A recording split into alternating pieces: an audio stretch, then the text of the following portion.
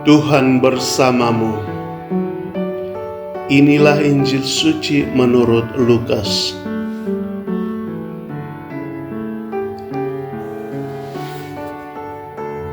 Para pemungut cukai dan orang-orang berdosa biasanya datang kepada Yesus untuk mendengarkan Dia.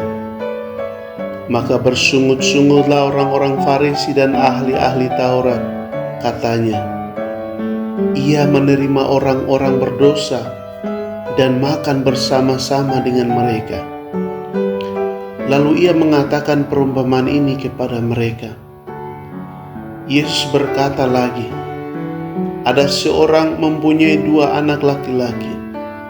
Kata yang bungsu kepada ayahnya, "Bapa, berikanlah kepadaku bagian harta milik kita yang menjadi milikku."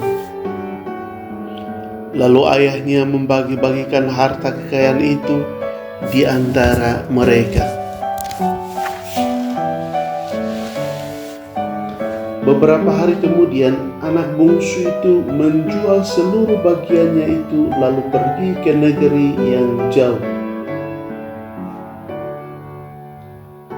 Di sana ia memboroskan harta miliknya itu dengan hidup berfoya-foya. Setelah dihabiskannya semuanya, timbullah bencana kelaparan di dalam negeri itu dan ia pun mulai melarat. Lalu ia pergi dan bekerja pada seorang majikan di negeri itu. Orang itu menyuruhnya ke ladang untuk menjaga babinya. Lalu ia ingin mengisi perutnya dengan ampas yang menjadi makanan babi itu, tetapi tidak seorang pun yang memberikannya kepadanya. Lalu ia menyadari keadaannya, katanya, "Betapa banyaknya orang upahan Bapakku yang berlimpah-limpah makanannya, tetapi aku di sini mati kelaparan. Aku akan bangkit dan pergi kepada Bapakku dan berkata kepadanya, Bapa, aku telah berdosa terhadap surga dan terhadap Bapa.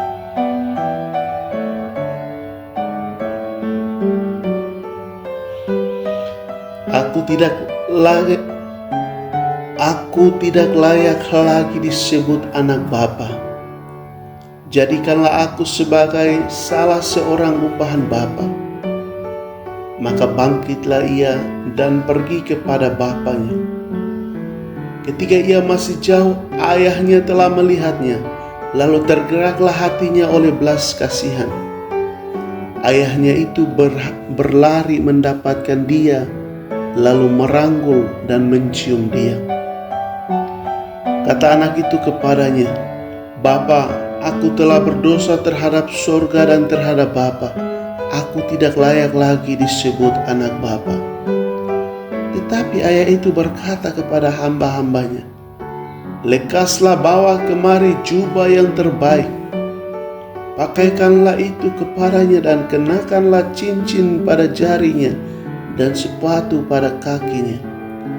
Dan ambillah anak lembu tambun itu, sembelilah dia dan marilah kita makan dan bersukacita. Sebab anakku ini telah mati dan menjadi hidup kembali. Ia telah hilang dan didapat kembali." Maka mulailah mereka bersukacita. Tetapi anaknya yang sulung berada di ladang, dan ketika ia pulang dan dekat ke rumah, ia mendengar bunyi seruling dan nyanyian tarian. Lalu ia memanggil salah seorang hamba dan bertanya kepadanya, "Apa arti semuanya itu?"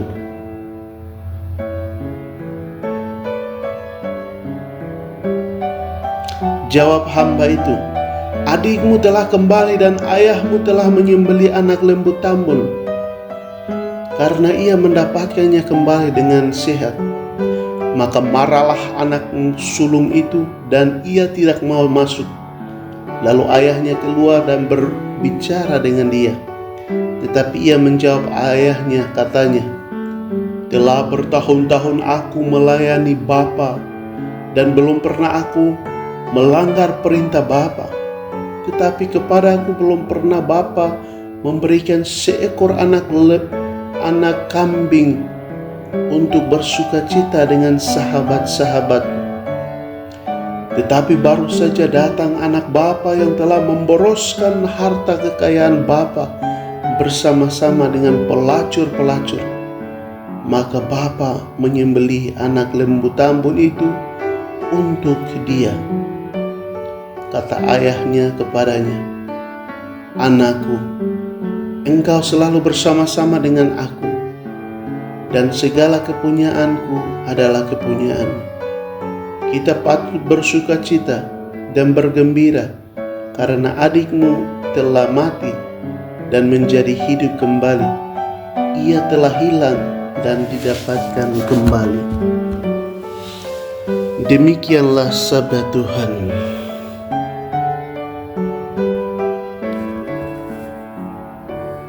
Para saudara dan saudari yang dikasihi oleh Tuhan, Yesus menceritakan perumpamaan anak yang hilang di depan orang-orang Farisi dan ahli-ahli Taurat, karena mereka bersungut-sungut ketika melihat para pemungut cukai dan orang-orang berdosa datang kepadanya untuk mendengarkan dia. Seharusnya orang-orang Farisi dan ahli-ahli Taurat bersukacita dan bergembira karena para pemungut cukai dan orang-orang berdosa itu mau datang kepada Yesus dan mau mendengarkan Yesus, serta mereka mau bertobat. Tetapi malahan mereka, para ahli-ahli Taurat dan orang-orang Farisi, bersungut-sungut. Oleh karena itu, Yesus menyampaikan perumpamaan anak yang hilang ini.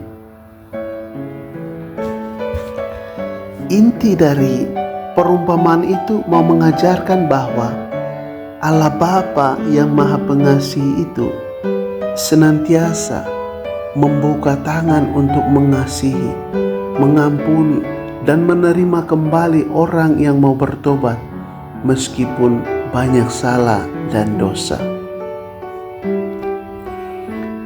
Jadi perumpamaan ini sebenarnya Yesus mau menggambarkan situasi yang sedang terjadi saat itu, di mana Bapa yang mempunyai dua anak itu dalam perumpamaan itu adalah Allah Bapa yang melalui putranya Yesus datang untuk menyelamatkan anak-anaknya dari perbudakan dosa.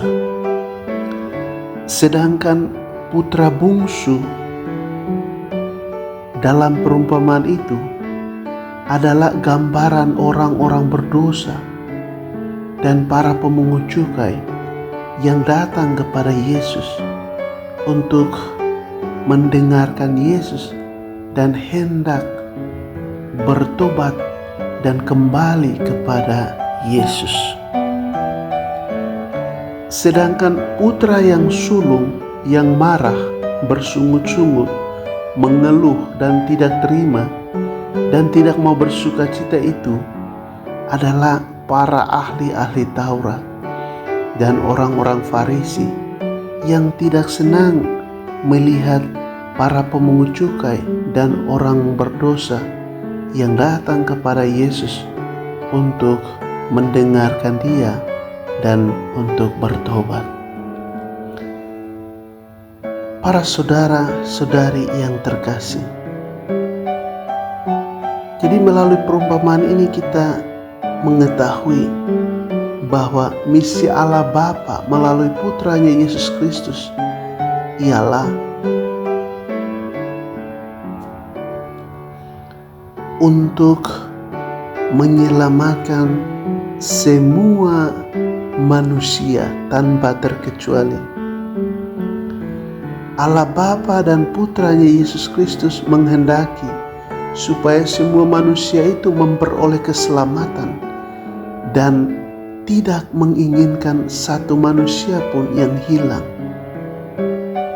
dan tidak mengalami keselamatan. Tetapi manusia tidak sepaham dengan misi Allah itu rencana Allah itu. Dengan demikian, manusia menjadi penghalang bagi sesamanya sendiri. Manusia menjadi penghalang bagi keselamatan sesamanya sendiri. Seperti ahli-ahli Taurat, orang-orang Farisi, dan si sulung dalam perumpamaan tadi, yang bersungut-sungut dan mengeluh, dan mereka menjadi penghalang bagi orang-orang yang datang kembali kepada Bapa dan Yesus serta mau bertobat. Para saudara-saudari yang terkasih, sadar atau tidak, di dalam kehidupan kita juga seringkali bersikap seperti ahli-ahli Taurat, orang-orang Farisi, serta anak sulung tadi, di mana kita tidak mau orang lain itu bangkit dari kejatuhan, kerapuhan, dan kelemahannya. Ada orang yang berusaha merubah diri untuk memulai hidup baru, tetapi kita berusaha untuk menghalang dan menginjak mereka kembali supaya tetap tinggal di dalam kehidupan lamanya.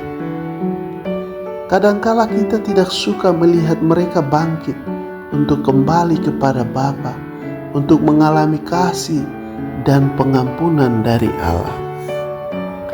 Misalnya, seperti satu keluarga yang sudah bertahun-tahun lamanya tidak pergi ke gereja dan tidak mengikuti kehidupan kegiatan doa. Tetapi pada suatu hari dia menyadari akan dirinya yang semakin jauh dari Allah dan sesama umat beriman, sehingga dia mulai masuk ke gereja, mulai aktif. Tetapi kehadirannya itu tidak diterima baik oleh saudara-saudari anggota umat yang ada di situ. Ada umat yang senang menyambut kehadirannya, tetapi ada umat yang bersungut-sungut mulai menceritakan kehadirannya, kelemahannya sebelumnya yang tidak aktif, sehingga hal itu juga menghalangi dia untuk bersemangat untuk kembali mengikuti Tuhan. Bisa saja dia kembali lagi tidak aktif di gereja. Atau misalnya contoh lain, ada seorang pencuri atau pemabuk yang setiap hari mencuri dan juga mabuk. Tetapi pada suatu hari dia menyadari akan semua perbuatannya yang menyusahkan orang, yang menyimpang. Lalu dia mulai bertobat, mulai bergabung dengan masyarakat, mulai rajin doa. Tetapi perubahan pada seorang pencuri atau perampok itu tidak diterima baik oleh semua masyarakat atau semua umat. Ada yang masih mengungkit semua kelakuannya, tapi ada yang senang karena dia berubah dan bergabung dengan mereka. Atau misalnya contoh lain, dalam kehidupan masyarakat yang aman dan damai dan hidup berdampingan, itu dirusakkan oleh para penguasa demi kepentingan mereka, sehingga pada akhirnya banyak masyarakat yang terus hidup dalam dosa dan hidup mereka semakin jauh dari Allah. Masyarakat yang pada mulanya mereka hidup baik, hidup tenang, tetapi kini semakin jauh dari Tuhan, semakin hidup dalam dosa, dalam kemarahan, dalam pembunuhan, dan lain sebagainya. Para saudara dan saudari yang terkasih, Allah dan Yesus menghendaki supaya semua orang itu bertobat dan memperoleh keselamatan. Allah Bapa dan Yesus berusaha supaya tidak ada yang hilang di antara kita. Allah dan Yesus mau supaya kita semua selamat. Marilah kita berusaha bekerja sama dengan Allah dan Putranya. Kita datang kepada Yesus untuk mengalami kasih dan pengampunannya, dan berusaha untuk tidak menghalang-halangi sesama yang mau bertobat, dan datang kepada Yesus untuk mengalami kasih, pengampunan, dan perlukan dari Allah Bapa kita.